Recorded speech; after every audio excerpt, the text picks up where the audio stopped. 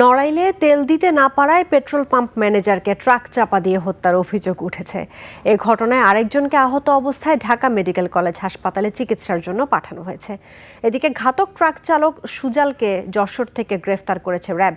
নড়াইল থেকে শুভ সরকারের পাঠানো তথ্য ভিডিওতে রিপোর্ট।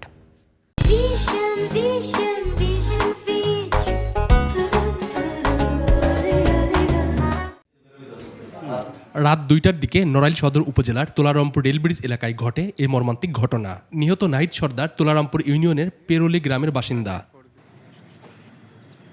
পুলিশ ও স্থানীয়রা জানান, যশোর নড়াইল মহাসড়কের পাশে ফিলিং স্টেশনে ডিজেল নিতে আসেন ট্রাক চালক সুজাত মোল্লা। পাম্পে তেল না থাকায় দিতে পারেননি ম্যানেজার নাহিদ সর্দার। এ নিয়ে শুরু হয় বাকবিতণ্ডা। এক পর্যায়ে ম্যানেজারকে ট্রাক চাপা দিয়ে হত্যার হুমকি দেন চালক। যে কোনো কথা বলতে বাকবিতণ্ড হয়, হওয়ার পরে বলে কি যে তুই তেল দিচ্ছিস না আমাকে, তোকে কিন্তু আজকে আমি ট্রাক চাপা দিয়ে মারবো। যখন আমার ভাইটা পাম্পের ডিউটি শেষ করে বাড়ি ফেরার পথে ওখানে ফলো করেছে, যখন বাড়াচ্ছে সামনে যাই দেখে যে ওই ট্রাক চাপা দিয়ে চলে গেল। রাতে মোটরসাইকেলে করে বাড়ি ফিরছিলেন নাহিদ ও সহকর্মী জিহাদ। পাম্প থেকে কিছুদূর পৌঁছলে পেছন থেকে ট্রাক দিয়ে তাদের চাপা দেন অভিযুক্ত চালক। ঘটনাস্থলে নিহত হন নাহিদ। গুরুতর আহত জিহাদকে পাঠানো হয় ঢাকা মেডিকেল কলেজ হাসপাতালে। 19 বছর 2006 সালে জানুয়ারি 10 তারিখে ওর জন্ম। 19 বছর বয়স, এই বয়স ও বিধবা হয়ে গেল।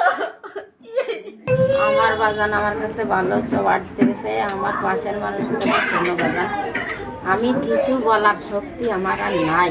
গোয়েন্দা তথ্য ও তথ্য প্রযুক্তির সহায়তায় অভিযুক্ত ট্রাক চালক সুজালকে যশোরের বাগারপাড়া কিসমত মাহমুদ থেকে গ্রেপ্তার করা হয়। ঘটনার পর এলাকায় উত্তেজনা বিরাজ করছে। Monowar Hossain, desk report, 21 television.